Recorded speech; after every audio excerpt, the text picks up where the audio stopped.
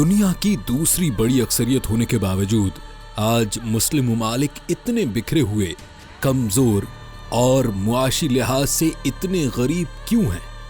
बहुत से गैर मुस्लिमों का दावा है कि इन सब के पीछे मुस्लिम तालीमात का हाथ है।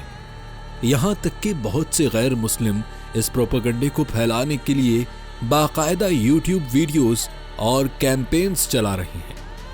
लेकिन आज की इस वीडियो में हम ना सिर्फ उन तमाम सवालों का जवाब देंगे, बल्कि ये भी बताएंगे कि मुस्लिम ममालिक के कमजोर और मुआशी तौर पर गैर मुस्तहकम होने के पीछे मुस्लिम तालीमात नहीं, बल्कि बहुत से ऐसे अनासर हैं जिन्हें जानना बहुत जरूरी है। इस वीडियो में भारत के मशहूर यूट्यूबर गौरव ठाकुर को भी जवाब देंगे, जिनका ये कहना है कि इस्लामी तालीमात आज के ज़माने के लिहाज से पुरानी हो गई हैं। इसके अलावा इस्लामी तालीमात के खिलाफ प्रोपेगेंडा करने वालों को भी इस वीडियो के जरिए ये वाज़ेह किया जाएगा कि हकीकत क्या है। दोस्तों, अगर बात की जाए इस्लामी तालीमात की, तो इस्लाम दीन ही एतदाल पसंदी का है। इस्लाम में कहीं भी एक्सट्रीमिज्म को फरोग नहीं दिया गया। इस्लाम मुखालिफ प्रोपेगेंडा फैलाने वालों की बातों पर ध्यान देने के बजाय अगर कोई खुद कुरान करीम का मुताला करके देखे तो वो खुद ही ये मानने पर मजबूर हो जाएगा कि इस्लाम में इंसानी हुकूक का जितना ख्याल रखा गया है और किसी मजहब में नहीं है। जहाँ तक बात है इस्लामी तालीमात की, तो आज से 1400 साल पहले नाजिल की जाने वाली किताब आज भी हर तरह के मसले के हल के लिए रहनुमाई फराहम करती है, चाहे वो मुआशी, मुआशरती, समाजी, सियासी या ज़ाती नौइयत का हो। कुरान हमें जिंदगी के हर पहलू के बारे में रहनुमाई फराहम करता है। और अगर बात की जाए साइंसी तरक्की की, तो इस्लाम कभी भी साइंसी तरक्की के खिलाफ नहीं है। इसी तरह साइंसी तरक्की और तहकीक के लिहाज से खुद अल्लाह ने कुरान में इरशाद फरमाया कि हमने उन्हें भेजा खुली निशानियों और किताबों के साथ, और हमने नाजिल किया आपकी तरफ अज़्ज़िक्र, ताकि आप वाज़े कर दें लोगों के लिए जो कुछ नाजिल किया गया है उनकी जानिब, और ताकि वो गौर व फिक्र करें। सूरह नहल। यानी खुद अल्लाह रब्बुल इज़्ज़त कुरान करीम में इंसान को गौर व फिक्र करने और उसकी नेमतों के बारे में जानने और तहकीक करने की दावत दे रहा है। तो फिर ऐसा कैसे हो सकता है कि इस्लाम साइंस और साइंसी तरक्की के खिलाफ हो? 8वीं सदी से 13वीं सदी के दौरान, जो कि मुसलमानों का गोल्डन एरा कहलाता है, इस दौर में मुसलमानों ने ही साइंसी तहकीकात और तरक्की की बुनियाद रखी। इसी दौरान मुसलमानों ने साइंस, मैथमेटिक्स, मेडिसिन, फिलॉसफी और दीगर उलूम में ऐसी इजादात और तहकीकात की जो आज तक साइंसी उलूम की बुनियाद के तौर पर इस्तेमाल किए जाते हैं।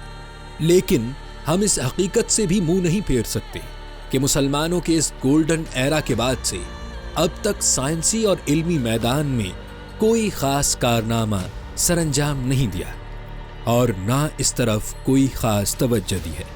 और ये भी हकीकत है कि आज ज़्यादातर मुस्लिम ना सिर्फ मुआशी तौर पर कमज़ोर हैं, बल्कि ज़्यादातर मुस्लिम ममालिक ही दहशतगर्दी और फ़िरक़ावारियत का शिकार हैं। दोस्तों, अगर हकीकत को सामने रखते हुए देखा जाए तो मुसलमानों की मौजूदा सूरत हाल ये है कि मुसलमान दुनिया के हर खित्ते में अपनी काबिल लिहाज आबादी के साथ पाए जाते हैं।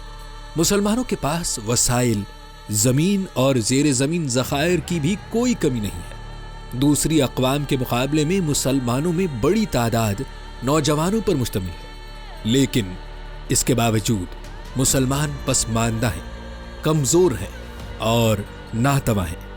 इसकी सबसे बड़ी वजह तो ये है कि मुसलमानों के पास दीनी, सियासी और समाजी तीनों सतह पर इत्तेहाद व इत्तिफाक की कमी है, चाहे वो मुल्क की सतह पर हो या आलमी सतह पर। मुसलमानों को इस तरह की फ़िरक़ावारियत में फंसा और उलझा दिया गया है कि वो इसी में लगे रहें और आपस में ही लड़ते झगड़ते रहें, क्योंकि अगर मुस्लिम आपस में मुत्तहिद हो जाए तो दुनिया की कोई ताकत उन्हें हरा नहीं सकती।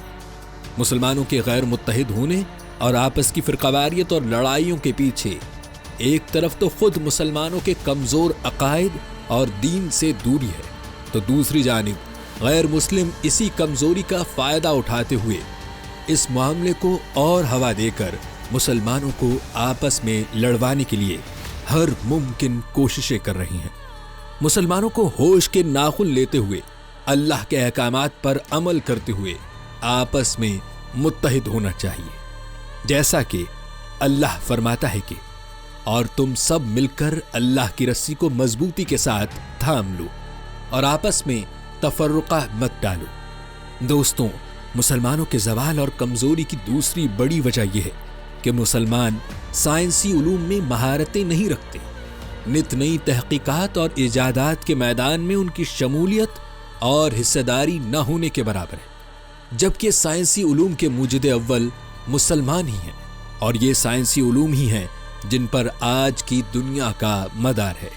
آج اہل عرب فلک بوس عمارتیں بنوانے میں ایک دوسرے کے ساتھ مقابلہ آرائی کر رہی ہیں، حالانکہ وہ جانتے ہیں کہ اگر جنگ چھڑ جائے تو یہ عمارتیں ان کے کسی کام کی نہیں، یہ انہیں دشمن کے خطرات سے نہیں بچا پائیں گے۔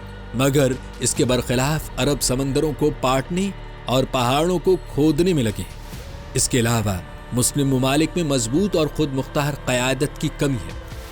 مسلمانوں کو حضرت عمر فاروق، محمد بن قاسم، ارطغرل الغازی اور اس قسم کے مضبوط لیڈرز کی ضرورت ہے۔ افسوسناک بات تو یہ ہے کہ آج غیر مسلم اسلامی اصولوں اور احکامات پر عمل کرتے دکھائی دیتے ہیں، لیکن خود مسلم دین الہی سے بھٹکے ہوئے نظر آ رہی ہیں۔ آج بہت سے مغربی ممالک میں کرپشن، چوری، دھوکہ دہی بہت کم دکھائی دیتی ہے، جبکہ مسلمان احکام الہی کے باوجود بھٹکے ہوئے ہیں۔ مسلمانوں کو چاہیے کہ اب بھی اپنی غلطیوں سے سیکھیں اور آپس میں لڑنے جھگڑنے کے بجائے متحد ہوں، تاکہ فلسطین، شام، لبنان اور دیگر ممالک میں جو مسلمانوں کے ساتھ کیا جا رہا ہے اسے روکا جا سکے۔ دوستوں، اگر ویڈیو پسند آئی ہو تو اسے لائک اور چینل کو سبسکرائب ضرور کریے گا۔ اسلام اور اسلام کے متعلق ہماری اگلی ویڈیوز دیکھنے کے لیے بیل آئیکن کو ضرور دبائیے گا، تاکہ ہماری اگلی آنے والی ویڈیو آپ تک بلا تعطل پہنچ سکے۔